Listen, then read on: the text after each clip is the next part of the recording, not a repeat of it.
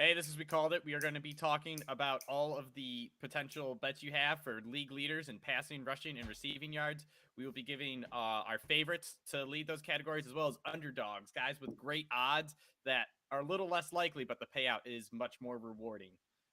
So before we get started, we are here. The full crew is back. We have former college football receiver Connor Lucas, as You well know as what's Doctor. interesting? You know what's interesting though? Before we get to Ken,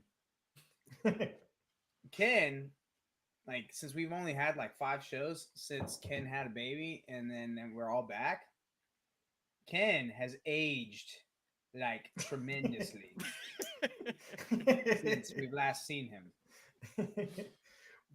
Which is funny because I feel like it's been ages since I've seen you guys. So The funny thing it's is, true. anyone can just go on to like YouTube and click another video, and probably be like, "Yeah, the last time we saw Ken, he just looked much less taken care of because he had just not showered or gotten a haircut in a while because he had a baby."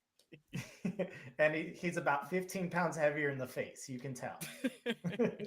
Can you the word that Phil is looking for is disheveled. That's the word. That's a phenomenal word. I thought you were gonna say unkempt. I'm content. I'm happy to be here, guys. All right, that's enough making fun of Ken. All right, so NFL Just passing wait for leaders these picks, man. getting right into it. Since we picked on you the most, Ken, who is your guy that you think is going to lead the league in NFL passing yards? So, not the hottest take in the world, but one of the hottest guys, Justin Herbert. So, Wait a sec. Wait.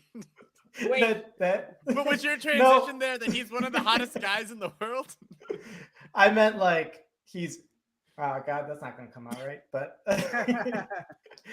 I'm saying he's super popular. It's not a hot take because there's a lot of people who like Justin Herbert. You know what? It's not physically attractive hot guys. You guys need to calm down. But You said it. I'm sorry, guys. I'm sorry. All right, that's enough talk. That's enough talk about Justin Herbert's beautiful hair. Ken, why do you think he'll be able to throw the ball well? Well, yeah, as a group, we all love him getting a new offensive coordinator.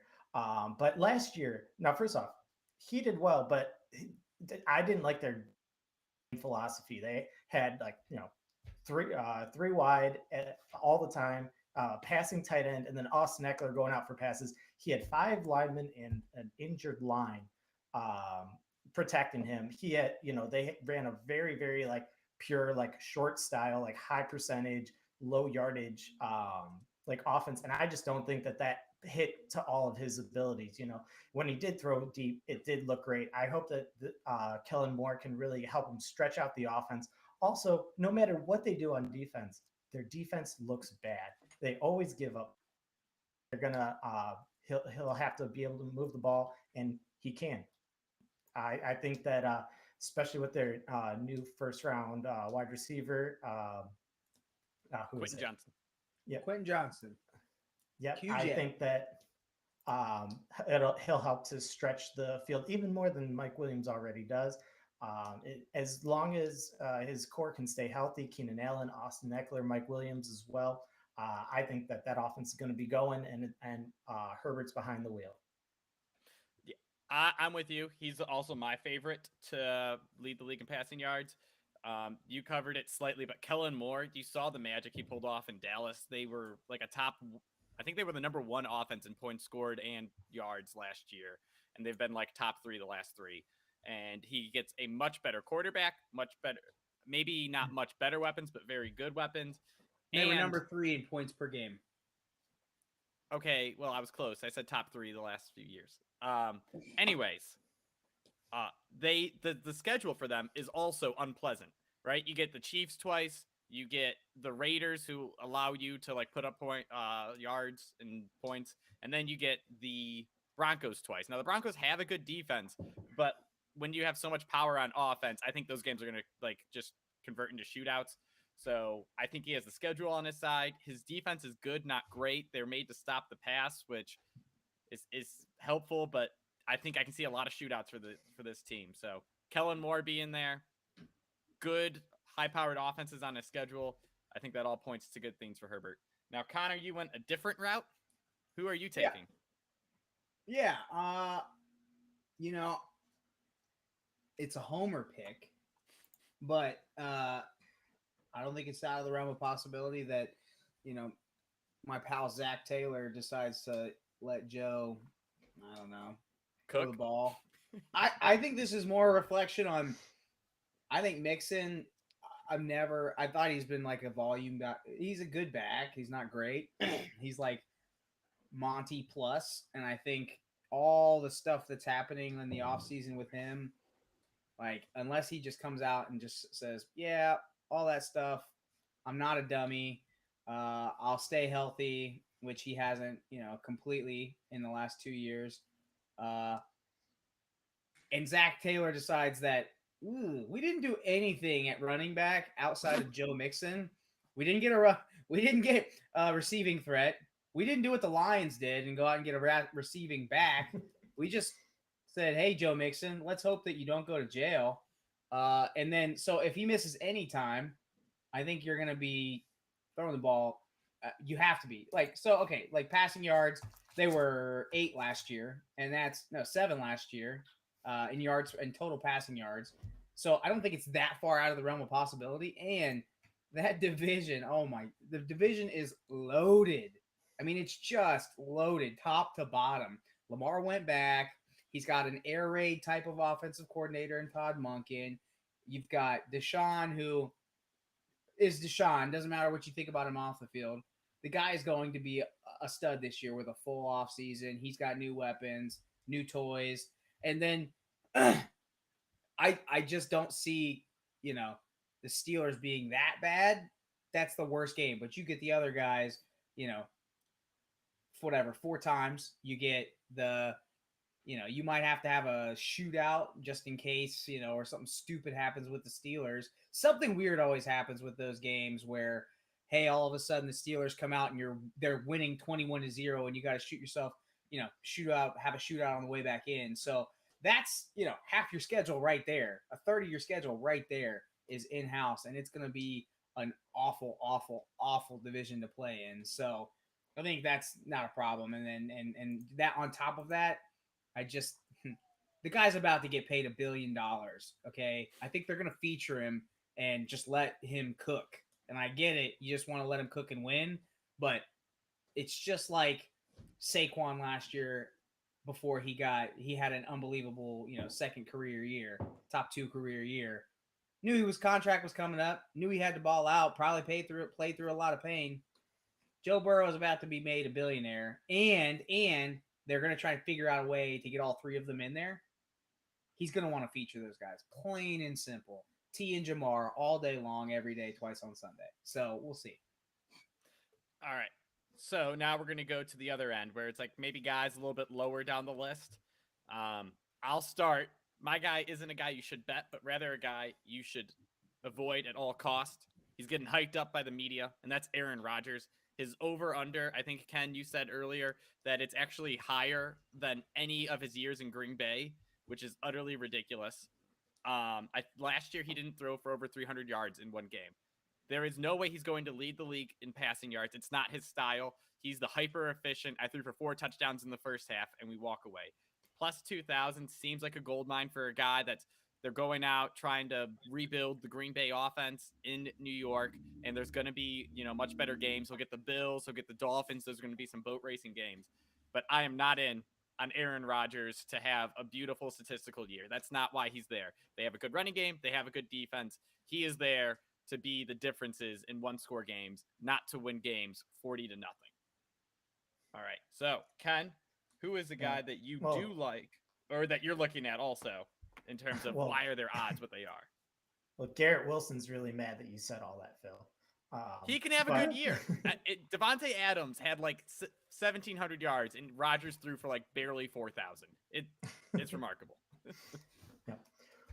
Well, the guy that kind of a little bit of a dark horse. I'm sure he's still up there in uh, the odds, but I know, Phil, I know you hate him, but if he stays healthy, like Tua, and this is solely based off of weapons. Like I just think that Waddle and Hill are just so good. You know, they can take any pass to the yard. And they got in quite a few shootouts. The big thing with them is health. Like you've mentioned a ton, Phil, they have a very good home schedule down the stretch. So hopefully they don't get too cold. But I think that there is a chance, like if there's someone who's gonna come out, he just needs to stay healthy, and obviously that's the biggest issue there. But someone with just ridiculous odds, and I'll be honest, I just don't know why they're so high. Besides Justin Jefferson, is Kirk Cousins. So get rid of Thielen. You have Justin Jefferson. You have Hawkinson and Dalvin Cook. You know, they're not super excited about Dalvin there. They're not giving him a contract. I'm not sure what's going on. The last I heard is they're just going to play out this year. Before you heard he could be beginning of the offseason cut, but I'm just not sold that Kirk Cousins is anything more than what he has been. Yes, Justin Jefferson can do a ton. Justin Jefferson can put up 2,000 yards, but I don't think he's getting another 3,000 out there. And especially with more games, I think like you have to hit pretty close to 5,000 to win this bet. All right, Connor. Who's All your right, I got sleeper three. pick? I got Three. three. That's not sleepers anymore. That's just you're naming quarterbacks. Yeah, and I'm actually going the other direction too. I know this was to pick like bad odds or odds that you think are overrated. Just whatever. Just whatever, but that odds would be okay, so let me get back here. Let me focus up here. Don't change. You have me all messed up because I'm trying to go outside the rule box and whatever. Anyways, listen. All right, so I think it's a dark horse to actually lead the league in passing is Trevor Lawrence. Top 10 last year, number 10, I get it. But I think that this is a year where they decide, Doug Peterson says, hey, I think it's time to let him go. I think it's time for him to actually live within the system and have more freedom. And Peterson's going to be calling it less. The only thing that I would actually be worried about, like if this like didn't hit, but 1,600 odds is still to me like that's kind of a value type of bet for that kind of Trevor Lawrence type. We're talking the best quarterback prospect since Nam, whatever you want to call it. But I get that, and he showed flashes of it. And if he gets in trouble and he starts throwing picks like he did last year against I get it was against the Chargers and they sucked in the second half, but they still let it rip. They will let him go and try and win a game. They do not care when it was or how it was. They will have him throw him back in the game. So that's one thing. I think that's still a decent value pick. The other thing I'm looking here, and you specifically, Phil, might actually like crawl through the computer and punch me, is Geno Smith.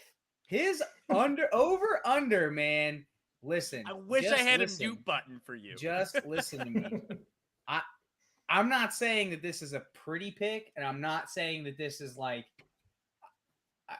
okay, this is a total dart throw, but there is a universe that Geno goes over 3,800. There is definitely a universe. The dude has DK, Lockett, and now JSN, okay? And they play in a tough division. They play in a really, like, that division is going to be, I really think that that's going to be more of a competitive division than I think it has been. And I think that Geno now has more weapons. He's paid. They didn't pick up a QB. They're betting on him. 3,800 seems low. He had 4,200 last year, and the second half of their year, they decided that they didn't want to pass the ball anymore. They let him go for in the first half, and he had probably 3/4 of his yards or whatever it is, like 60% of his yards in the first 9 games last year. We were talking like Geno MVP. What? That's crazy. I do see a scenario that Gino crushes his over at 3,800. I'm fine with that. I thought you were going to say he's going to lead the league in yards. That's Oh totally no, different. God no, no! I'm Oh, not that stupid. okay. I feel like but there's he- a hard cap at 4,500 for him, where if he gets to that point, his arm's going to fall off or something. Here's the other thing too, and this is a third and final one. I don't. Sam Howell isn't even on the passing props list for FanDuel. He is. He's way at the bottom. He's the very No, last he's last not. one.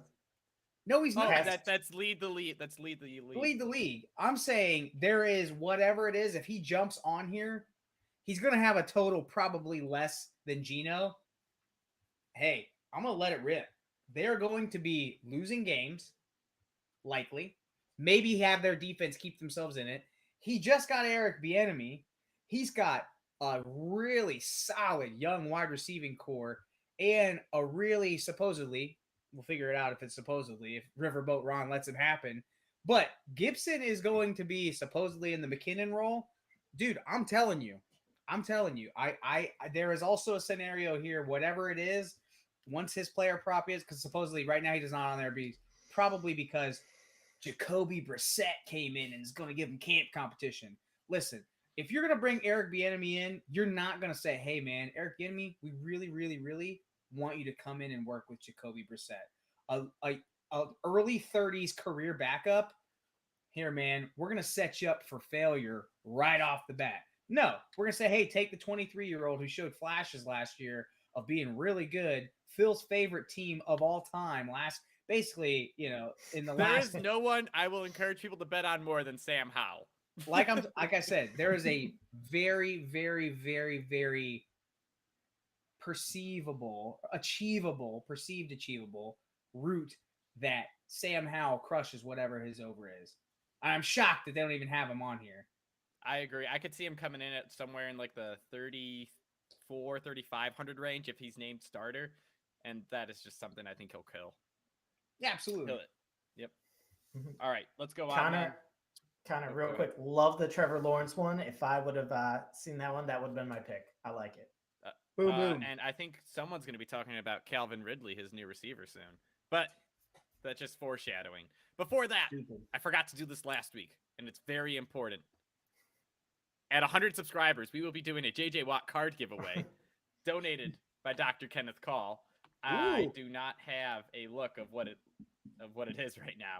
However, last time I checked on eBay, it had about a $90 value. So please subscribe. Once we hit 100, there'll be a special video that goes out that you have to comment on, and we will give one lucky person. That's like 1 in 100 odds, and it's probably even less than that because less people will comment on the videos unless they're angry Detroit Lions fans.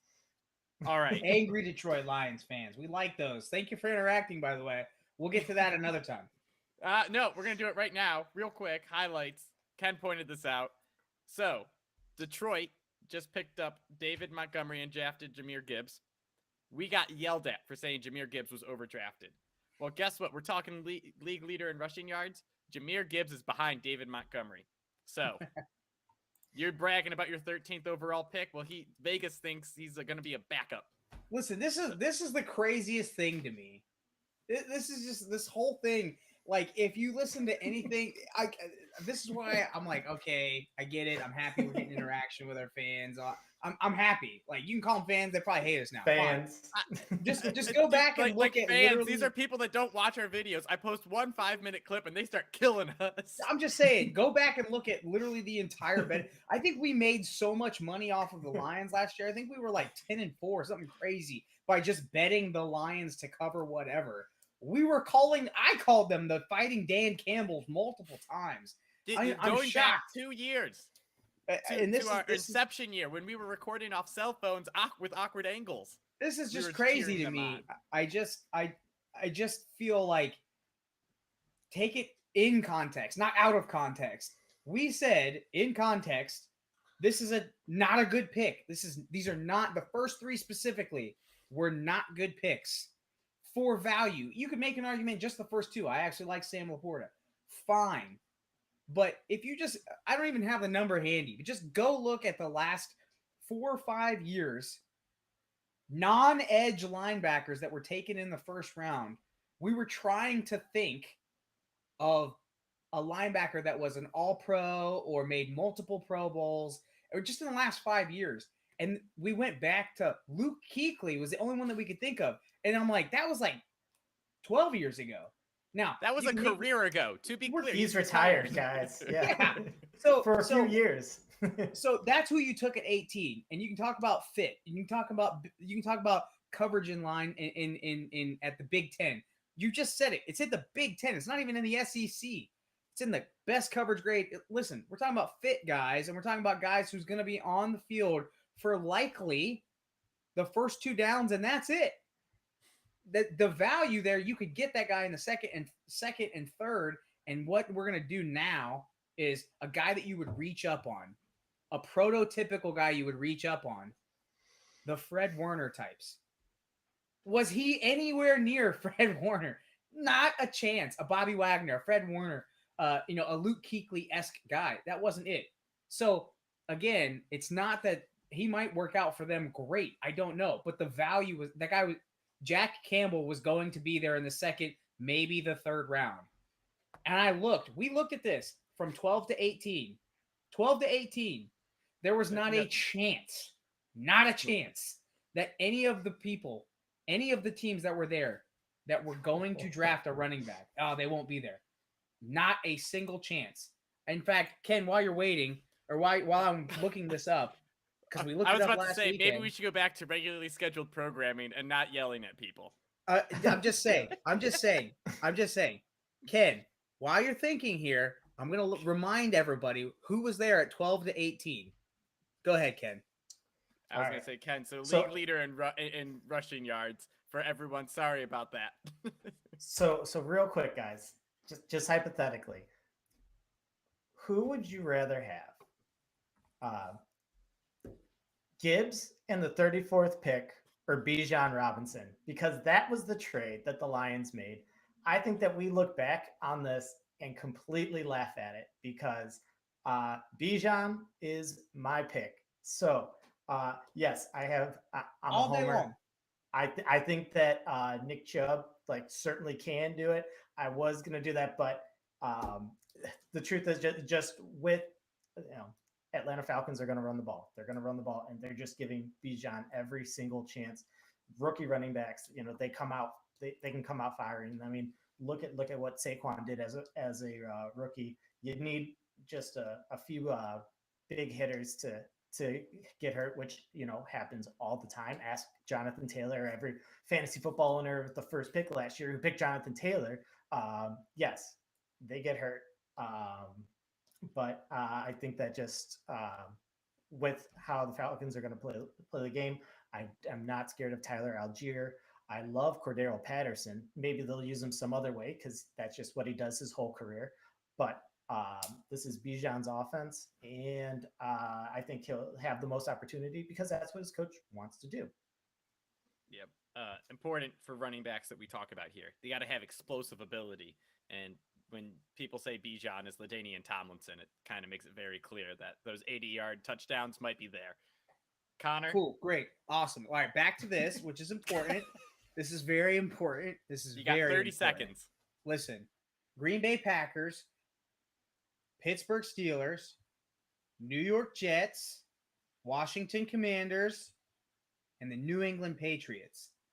Tell me which one of those teams is going to draft a running back. The answer is none. Zero. Zilch. Zero. Excellent. Right. Excellent analysis. Now, who is your running back that is going to lead the league in yardage? Oh, it's JT. It's very simple. Shane Steichen is the offensive coordinator. They didn't draft another running back of note, I should say. JT all day long.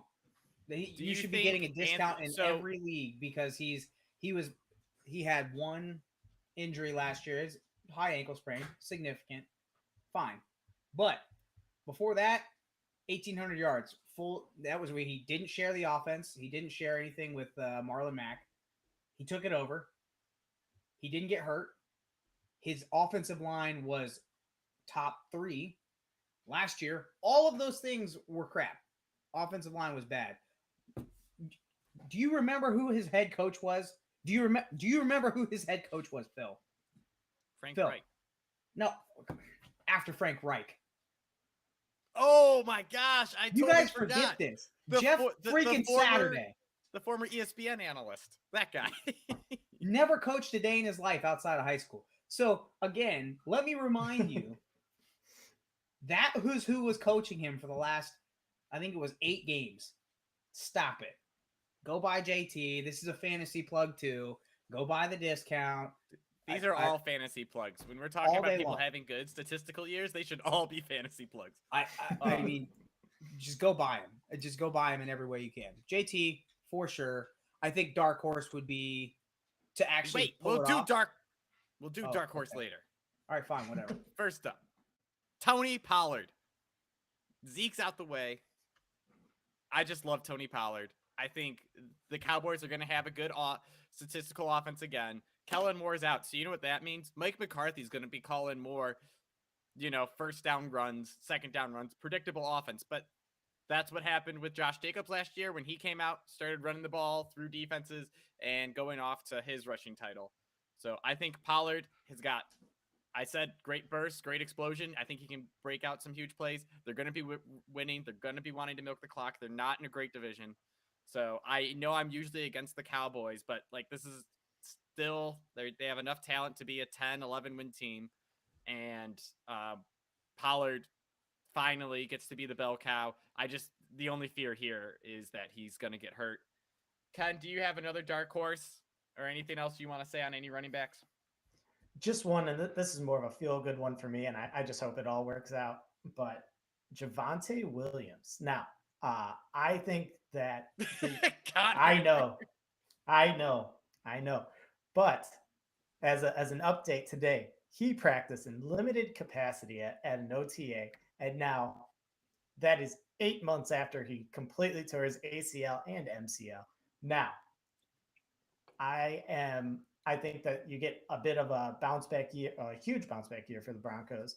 I just don't think they can be anywhere near as bad as they were before. I think that there will be plenty of room to run with them. Well, yes, they're going to be down. They're going to be in a high scoring division. But I think that Javonte Williams is just a really good running back. And there's no more Melvin Gordon there, who was just so good stealing all of his carries. He ain't got no legs, no tenant Dan. Oh my goodness. Oh, yes, I am once again going in on a running back coming off of a disastrous injury this year. Which shocks me because you're the medical guy. You're the doctor. You're literally the doctor.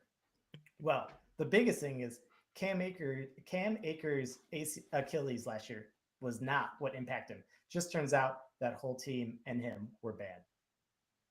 Just saying. Wasn't the Achilles. It was him. Yeah, I agree with that. Cam Akers was just, he is who we thought he was. But that's a whole other situation. Fine. Connor, that was very bold. Guy? That was very bold. This is actually a better take, and I'll tell you why. Because it's like Javonte Williams, except almost 2 years after he had his knee blown up. That would be J.K. Dobbins. By the way. And here's why. Because Monken is a new offensive coordinator, and Monken knows that J.K. is a 3-down back versus a Gus Edwards being a guy who gets a ground and pound. Well, guess what? Monken doesn't do that. He likes to throw the ball more. So who's going to be on the field all the time? You still need a guy who's going to carry the load, which would be J.K. Dobbins, not Gus Edwards. 30-year-old Gus Edwards. Come on, give me a break.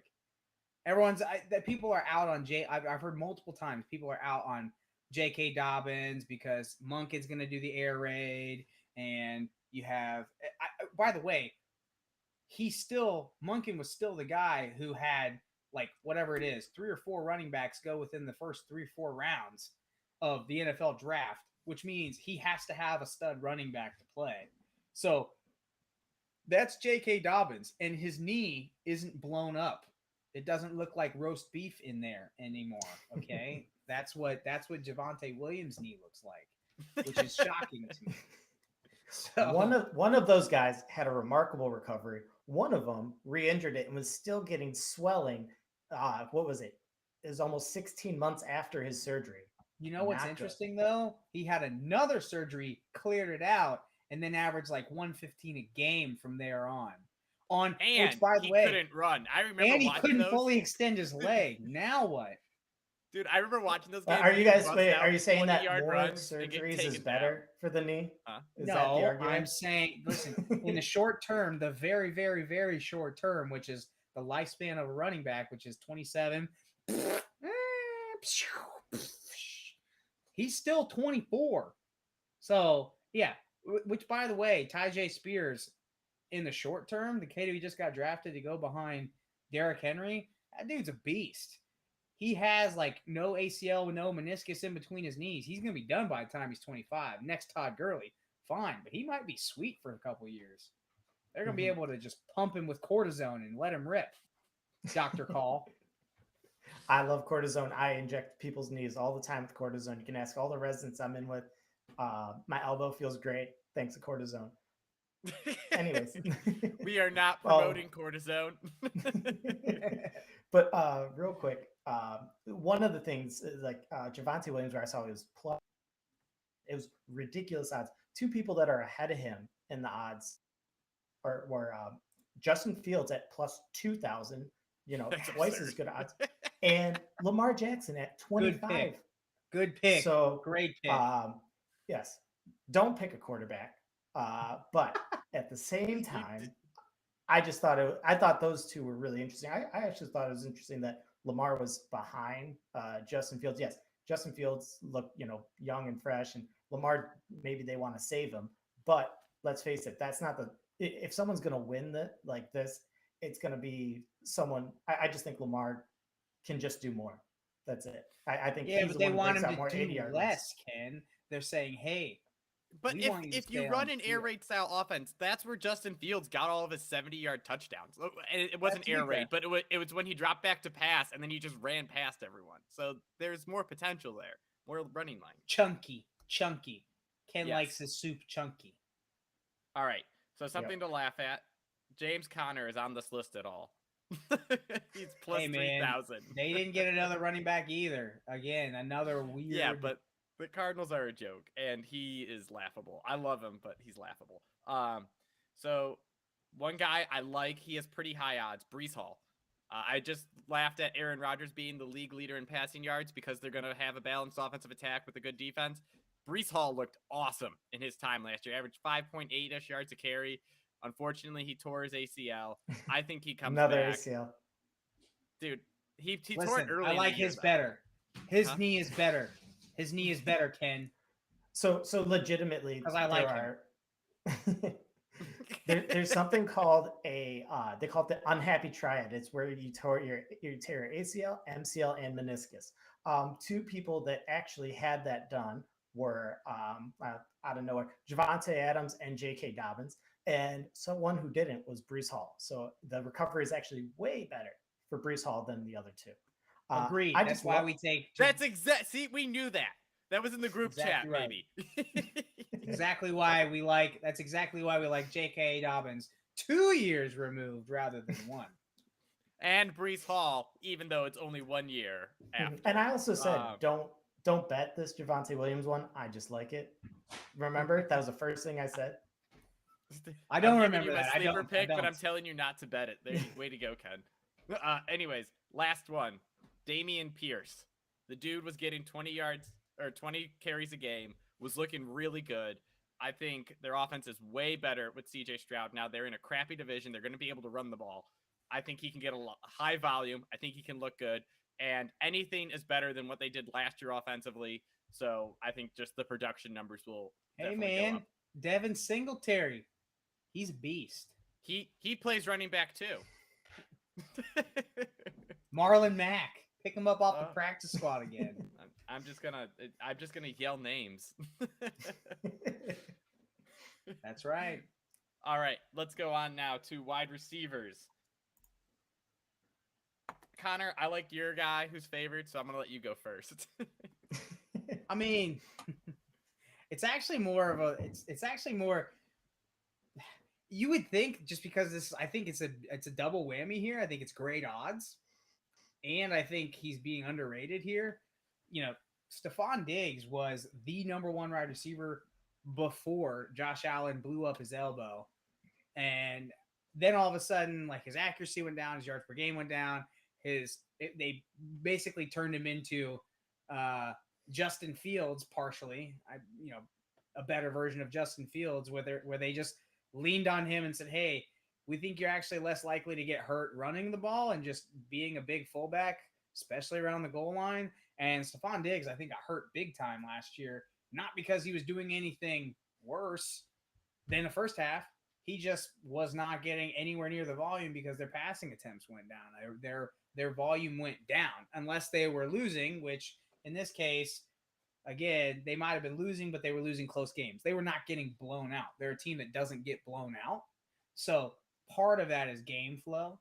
And so they're staying close. They're in Buffalo. Josh Allen, they're trying to protect their whatever it is, $200 million guy. So if that doesn't happen, Stephon Diggs may hit 1,800, 1,900 yards last year. Big time. I mean, he was crushing it. He had 1,000 yards by like, I don't know, something like, I want to say it was like week 9, something like that, week 8 or week 9. So again, a big time. He's 29. Another guy who this is all contingent upon not getting DeAndre Hopkins. I get that, but another guy that didn't get any wide receiver competition. None. Zero. The only one that you could say that he may get a little bit of competition, but in my opinion, actually helps him was Dalton Kincaid. He was the Utah tight end that was drafted in the first round. Personally, I think that that's great. Hold those safeties a little bit longer. Allow Stephon Diggs to go one-on-one outside. Very seriously thinking, I mean, if you really truly think about that, that actually helps Diggs. And again, Gabe Davis, whack. Don't pick him up in fantasy. Don't even dart throw him. Cut him. Trade him for a third. Do whatever you can. And again, they didn't do anything else. So I would not be shocked if Stephon Diggs hits the total receiving yards winner. Mm-hmm. I think Ken, Phil can look up some stats here, but I don't think that like having, higher level tight ends actually takes away from any wide receiver value, fantasy or this year. It would only impact him if he was a slot. Like you got to think about like the types of routes between. They are more or less interchangeable. I shouldn't say that. The route tree can be very similar. Mm-hmm. So a slot. I ran a lot. We had when I was in college when I played at Otterbein, we had lots of routes that doubled up and you could run them out of, a true 4 wide receiver or a 3-1 with wide receiver. The route tree was the same. Outside guys, you're never going to have a tight end run a pogo, a post go route or a post fade, Z across. You're just not going to do that. So that would be nowhere near the volume. The only people that do that, unicorns. Travis Kelce. That's the only one. And half the time he runs, hey, man, I'm just going to run across the field. We're not even going to call it a route. Just literally just go that way and then do one of these. And then Patrick Mahomes is going to throw the ball up to you. It's not even a route. Nobody can do that, by the way. Unicorn. Mm-hmm. All right. So back to Phil's first thing. So kind of going off what Connor said with the quarterback here. I like Jamar Chase this year. So, I mean, he's done nothing but show up. He had a weird hip injury, which he bounced back from amazingly, didn't miss a beat. He's still a target machine. He's going to be open. And yes, a lot of that's between Joe Burrow not being afraid to throw it, T. Higgins on the opposite side, Tyler Boyd. I mean, you can't just completely take Jamar Chase out of the game, or else you're going to lose. These other players will hit you, and Joe Burrow will He gets his targets. He's done nothing but show up. If he didn't get hurt last year, I mean, I think there'd be a lot more comps between like him and Justin Jefferson at the top of the just like general like fantasy and just overall like wide receiver. I guess top of the NFL talk. I'm gonna go with the guy who did this 2 years ago. Did it again last year, if it wasn't for getting hurt, and that's Cooper Kupp. There is no man that is more of a one-man offense than Cooper Kupp. Like, this guy is going to go and just nonstop get pass after pass after pass after pass because that's all that is there on that team. So What Cooper about Cam Kupp, Akers? he's underrated as the number 4 guy, and that's simply because Matt Stafford loves him. We've seen Matt Stafford just love to feed him. Anyone, like his number 1 receiver, even Golden Tate, when he was the number 1 for the Lions, was getting fed left and right. So I'm all in. Cooper Kupp once more comes out off his injury and just lights it up. I think, no, okay, it wasn't his torn ACL year that he came back and led the league in receiving. But Dude, still. if you like looked at it though, seriously, if you looked at it and just said, hey, if you take 2019 to 2022 and the pace that was projected in the first, whatever it was, 9 games, he had 134, 124, 191, and in 9 games last year had 98. And that was missing most of game 9. We're talking about him having That's insane. no sweat, 170 plus targets, could be up to 200. It's insane. 191 in his MVP or in his Triple Crown year. 191. That is Jeez. unbelievable. We're talking averaging whatever that is, 12, 13 targets a game. Insane. I love Cooper Kupp. And with that, Hey, man, Van Jefferson's there. That's like when people say, hey, man, Tyler Algier's in Atlanta. He had 1,000 yards last year. Bijan's he may not even make rookie of the year. that's like someone asked you what you had for dinner, and you said, I had rice. I also had this huge, like, 16-ounce steak with it, but I had a nice bowl of rice. Mostly the rice was filling. All right, Ken, any sleepers you have that are, higher odds that might bust out and lead the league? All right. Well, real quick before that, just someone in the top 5 that I absolutely hate was, and it's unfortunate to say because I love him as a receiver, but AJ Brown. He was ahead of Waddle and Devontae Adams, and I'm sorry, I love AJ Brown, but between that offense, Jalen Hurts, such a strong running court. Jalen Hurts isn't projected to have a ton of yards, and Devonta Smith really balled out at the end of the year. I mean, you're talking about like top of the league. Like, I'm sorry, he's nowhere near those top 4. I stay away from him, but 2 people that. Wait a second. In terms of yards, let's be clear. In terms of pure yards, right? You think he's awesome, right? Like, he's a true alpha. I'm saying AJ Brown is great, but like between their offense and just, gotcha. I mean, how he plays, he's not. I love him as a receiver, but not for having the most yards. Gotcha. Okay, cool. Yeah. Ooh, scared me for a second. Okay. No, nobody here is higher than AJ Brown than me. Sorry. That's what I was about to say. I'm like, last year when Connor and I were like, he's fringe elite. And that's because of his injury history. You came out and you smacked us down and you won that one. We all know the one Connor and I won, though. All the other ones. Of the other ones. The only one that matters. T. Higgins. Rashad White. Hey, Rashad White, baby. Stand by it. All right. Well, anyways, so sleeper wide receivers. 2 of them that you guys will be able to throw in my face by week 12. CeeDee Lamb and Jerry Jeudy, kind of similar things. I like Jerry Jeudy a little bit more. Now, yes, this is dark horse. I get it, but Sean Payton, short quarterback, and very good technician running. So I think that if they decide that they don't want to destroy Javonte Williams' other leg, and they want to just completely feed the ball. I really think that Russ isn't as bad as he showed last year. I'm really blaming a lot on Nathaniel Hackett. We'll see. You know, he's old. He's older. I mean, maybe he just doesn't have it anymore. That's totally a possibility. But there's also, I mean, Jerry Jeudy he definitely showed a lot more in Cortland Sutton and just had way better rapport with Russ when he was, it wasn't even cooking, when he was very mildly warm last year. So I think that when you're talking, way down this list, I think Jerry Jeudy, has a decent one. I think he'll be a good value in fantasy at least. I like him. CeeDee Lamb, kind of an opposite thing.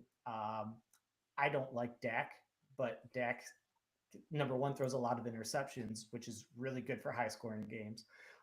Number two, I think that the Dallas defense regresses. Number three, I don't think that Dallas can run the football. I think that this offense is really going to CeeDee Lamb. He's going to get completely just over targeted, and I think that can just result in a lot of yards.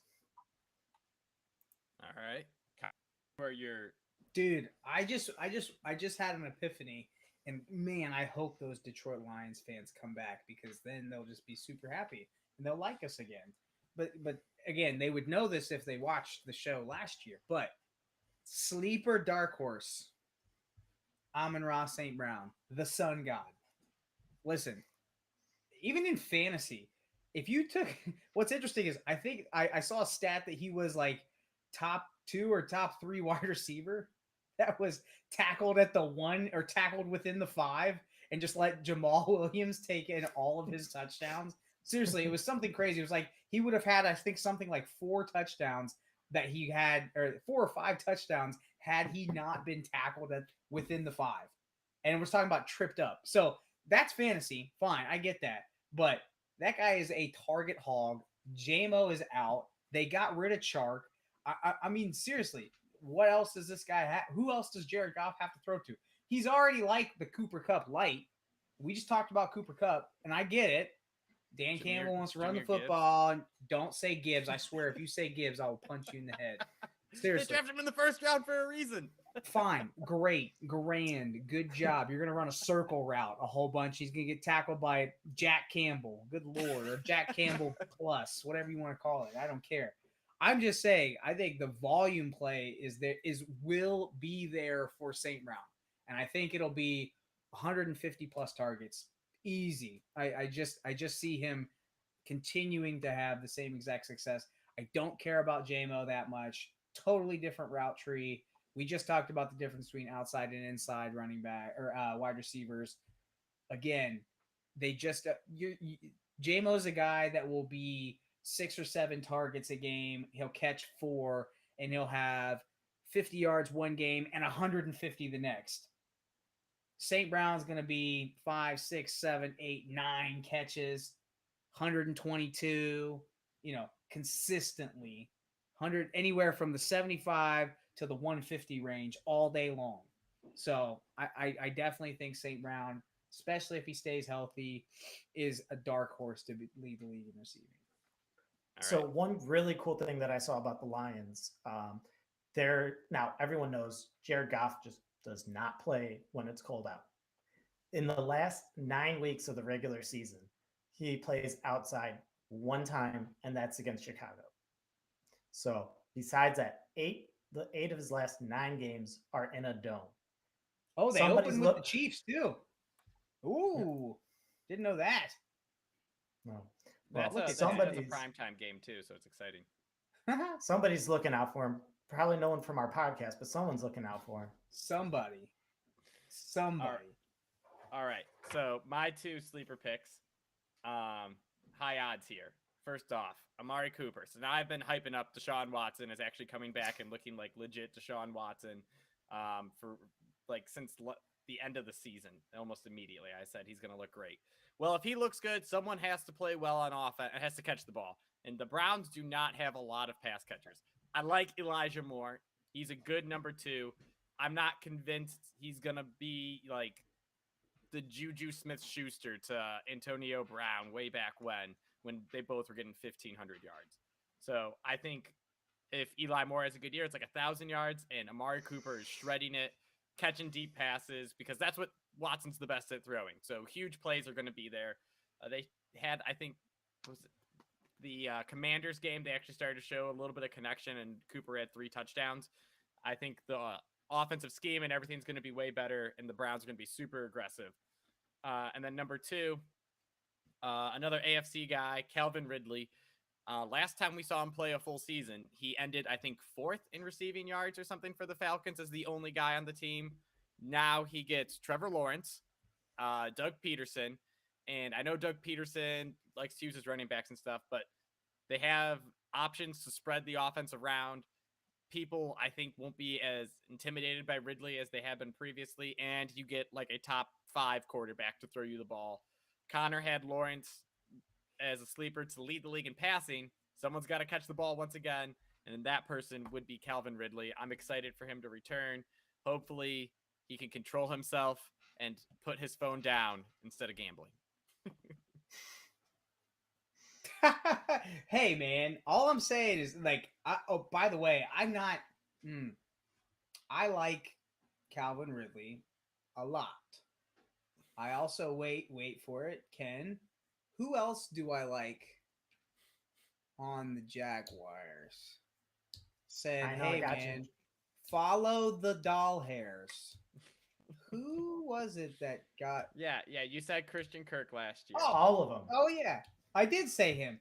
I think he did something like the tune of like 1,100 yards, like 140 targets, and was a top 15 receiver in fantasy. Huh. That's weird.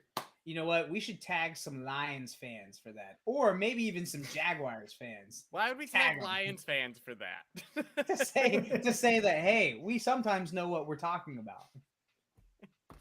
The thing is, though, it's like, it's the old Robin Williams quote: "Don't ever argue with a stupid person because they'll bring you down to their level and beat you with experience." So it's like, I'm not going to argue with people telling me I should take a running back with the 13th pick in the draft. Yeah. I'm sorry. If we don't agree on that, we can't talk. And that's where I would say, Ken made a good point about Bijan. Listen, I get it. Like, if you're going to swing for the top-rated prospect. The only rated prospect that was even in, like, the realm was Christian McCaffrey, Saquon Barkley, LaDainian Tomlinson. Those are all names with that level prospect. Jahmyr Gibbs was not in that level prospect. If you're going to swing that heavy, swing on a guy that is in those names. Those names. Not a guy who says, hey, he might be like Alvin Kamara, but he's really small. I don't know. I don't know if I'm going to take him at the 12th pick then. Yeah. Hey, Phil, don't quote Mark Twain and say it's Robin Williams. Is that really Mark Twain? Because yeah. I've seen Robin Williams, like I've seen a Robin Williams meme with it, so I don't know. Is this one of those? You miss 100% of the shots you don't take. Wayne Gretzky, Michael Scott. Michael Scott, Wayne Gretzky. Yeah. Yep. That's embarrassing, but I don't know my quotes. I'm sorry. I'm not a. I was like, I think it's someone. Yeah. I think it's someone famous. I'm gonna go with the guy who's real funny. Might not be Robin Williams. Might be another. I'm gonna find the meme just so I can post it. It's where it's like, hey, this is Robin Williams' face and the quote. I'm sure he said it. I'm sure he's a smart guy. He agreed. All right. I don't think we have anything else. Thank you all for listening. Again, JJ Watt. I think it's a rookie card. Raffle. Gonna happen. 100 subscribers. Our goal is to actually get there. I think I told Ken by like the start of the season. So we'll see if we can make that happen. I believe. Tag all the Lions fans. Tag them. Let's have a conversation. Let's have a civilized conversation after I just called them all idiots. I get it, but like, hey, man, I'm loyal fan bases, man. You get blinded. All we're doing is taking you out a step and say, hey, look at the numbers. Look at the numbers. We're numbers. And then they say you got to get your guys. Except for Ken. He is not a numbers person. He's a doctor's person. Yes, He's but a he's the one science picking person. Javante Williams to lead the league. in I'm rushing. picking injured Pick people. Javante. I At understand plus that's 4,000. What odds? What odds? All right. Back to numbers. All right. Thanks for